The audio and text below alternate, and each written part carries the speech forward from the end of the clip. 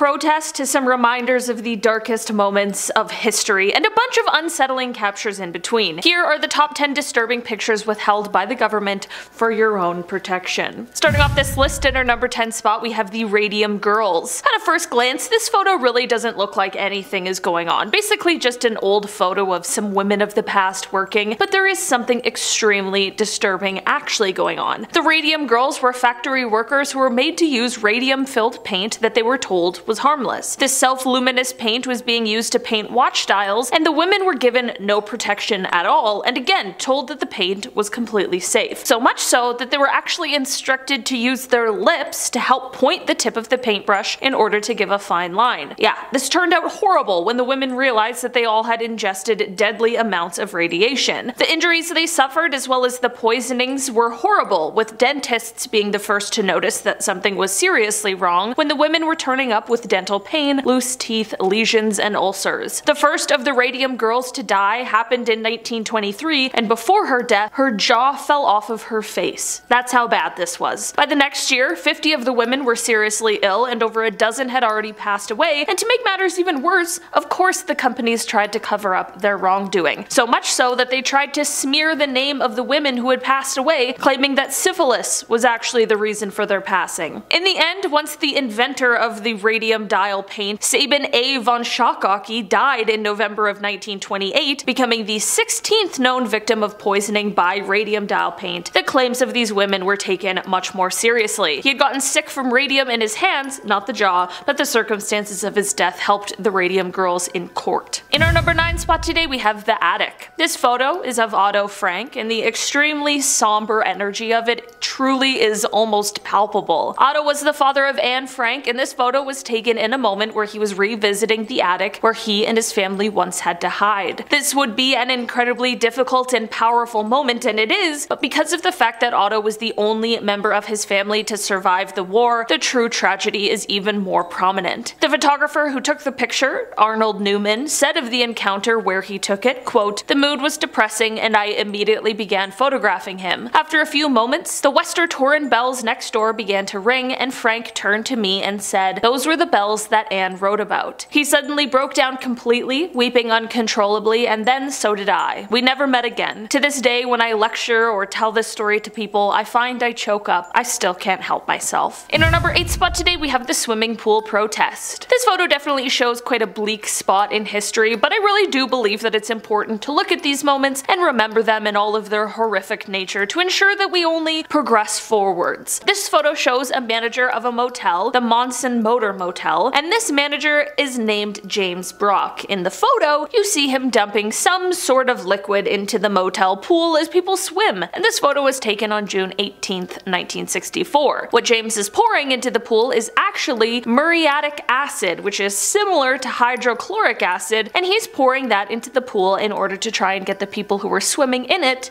out. This photograph was taken by Horace Court and was connected to the St. Augustine movement, which at the time was a lot of peaceful protests and demonstrations that took place, which unfortunately ended up erupting into violence. On June 11th, 1964, just a week before this photo was taken, Martin Luther King Jr. was arrested at this same motel after he had been asked to leave the segregated restaurant. This arrest is what led to a group of protesters planning an event where they would jump into the pool in order to try and end segregation at motel pools.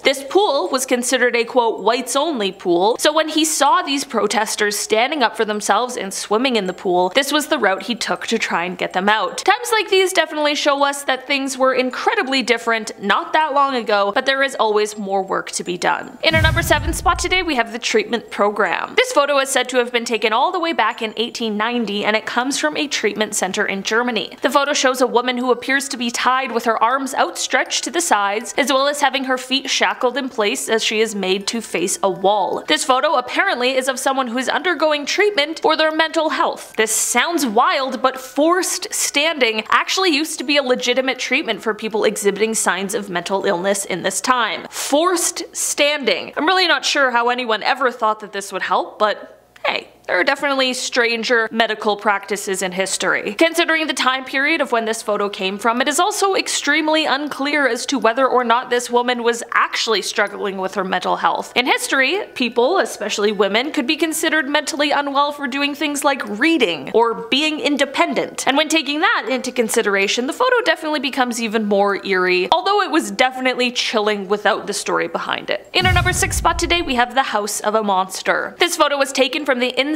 of serial killer Ed Gein's house, where he once used to live with his mother. If you're not familiar, Ed was an absolute monster and is actually the basis for many horror movies today because of how terrible his crimes were. Inside of his home, authorities not only found different household items that were made out of body parts, some from the victims of his crimes, and some from the graves he would go and search and snatch from. The photos that were taken from the inside of his home only scratched the surface of the horrors that were found inside. For a while, for some unknown reasons, it was thought that they might use the house as a tourist attraction, but thankfully the house ended up burning down, and I truly feel glad that it doesn't exist anymore. If it did though, would you have gone? In our number 5 spot today, we have the Challenger. This is a series of 2 photos, and one after another they paint a horrible story that we will definitely never forget. The first photo shows a clearly very excited Challenger crew as they walk down the ramp ready to head off on their mission. The crew even included 37-year-old Krista McAuliffe, who was a high school social studies teacher. She had won a spot on this mission through a program with NASA called the Teacher in Space program, and she had trained diligently for months in order to be the first non-military person in space. On January 28, 1986, the Challenger mission proved to be fateful just 73 seconds after liftoff. 2 rubber O-rings failed because of the cold temperatures of the morning, and on live television, the world watched as the spacecraft broke apart and plunged into the ocean, sadly taking the lives of everyone on board the craft. It is an absolutely tragic event, made even more chilling by this final photo of the crew, as well as the photos that show the explosion as it happened. In our number 4 spot today, we have the fire. This is a photo that comes to us from 2003 at the Station nightclub in Rhode Island, and it shows the band Great White as they perform. While this seems like just a regular photo that someone took on their Motorola Razr, what ensued shortly after this photo was taken is absolutely tragic. Basically, as the band performed, there were some pyrotechnics that you can see in the photo, and they were set off, and while this was meant to be a spectacular display, it only ended in disaster. The fireworks ended up setting all of the flammable acoustic foam in the walls and ceiling on fire, and within 1 minute everything that was combustible was up in flames. Within 2 minutes the entire club was fully engulfed in black smoke, and people were having trouble finding exits. In the end, this fire took the lives of 100 people, and another 230 were injured as a result. It has gone down in US history as one of the worst and most deadly nightclub fires. In our number 3 spot today, we have the pile of bones. During the 19th century, bison were hunted so much that they were actually quite close to being extinct, and by the mid-1880s there were only a few hundred left. Hides were prepared and then shipped off so that they could be made into leather, but usually the bones, or really everything other than the hide, was just left to decay as it wasn't, quote, useful to the hunters. The hunting of bison was so widespread and overwhelming that even the US Army sanctioned and endorsed the slaughter of herds of bison. The federal government was promoting it for a variety of reasons, including to lessen a food and material source for the indigenous peoples. The US government was even paying a bounty for each bison skull, and military commanders were ordering troops to kill bison, not for them to eat, but just so that the indigenous couldn't. That story, coupled with the sheer mass amounts of skulls seen in this photo, is exactly what makes it so exceptionally unsettling. These bones would likely be on their way to become fertilizer. In our number 2 spot today, we have the Hindenburg. This is a photo that was taken during what is now known as the Hindenburg disaster. It is commonly known that blimps, or these kinds of floating airships, use helium in them to float through the air, and it's important to note that helium isn't the choice because it's the only option, but rather it's one of the safest options because it isn't extremely volatile. Because of a US ban on the exportation of helium at the time, i.e. the Helium Control Act of 1925, although the Hindenburg was designed to use helium, because of a lack of it available on the day of the Hindenburg disaster, the much more flammable hydrogen was used. This this led to complete disaster. When the Hindenburg floated off on May 6, 1937, it disastrously caught fire during its flight. Sadly, due to the fire, there were 35 casualties on board the flight that day. It is an absolutely horrendous situation, which teaches us all a very valuable lesson. In our number 1 spot today, we have the Falls. This is a photo of Annie Edson Taylor when she was 63 years old in 1901. The barrel she is posing beside is the one that she sealed herself up inside of to then become the first person to survive a trip over Niagara Falls. Why did she do this?